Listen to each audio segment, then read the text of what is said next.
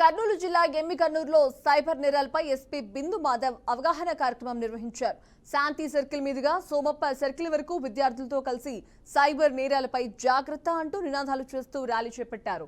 ఇక ఈ కార్యక్రమంలో సైబర్ నేరాలను ఎలా చేస్తున్నారో అనే విషయంపై కొంతమంది విచిత్ర వేషధారణతో చేసిన సన్నివేశాలు అందరినీ ఎంతగానో ఆకట్టుకున్నాయి. ప్రజలు తమ వ్యక్తిగత బ్యాంకింగ్ వివరాలు అపరిచితులతో పంచుకోవద్దని జిల్లా ఎస్పీ బిందు మాధవ్ సూచించారు.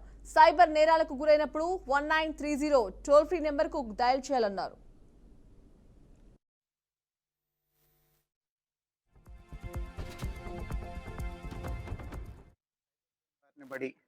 కోట్లలో డబ్బులు పోగొట్టుకుంటున్నారు.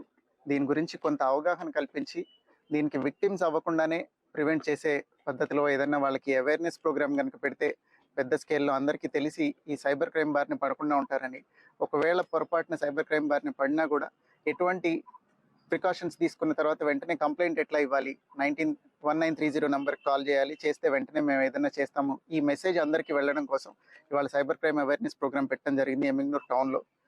ఇక్కడ చాలా బాగా అడ్వకేట్స్, స్కూల్ స్టూడెంట్స్ అందరూ పార్టిసిపేట్ చేశారు, అంగన్వాడీ వర్కర్స్ అందరూ. సో ప్రోగ్రామ్ బాగా జరిగింది. అందరూ ఈ మెసేజ్ ఎమ్మిగనూరు సబ్ డివిజన్లో అందరికీ తెలియజేస్తారని, ప్రజలు ఈ సైబర్ క్రైమ్ బారిన పడకుండా ఉంటారని ఆశిస్తున్నాం. చాలా మంది సైబర్ క్రైమ్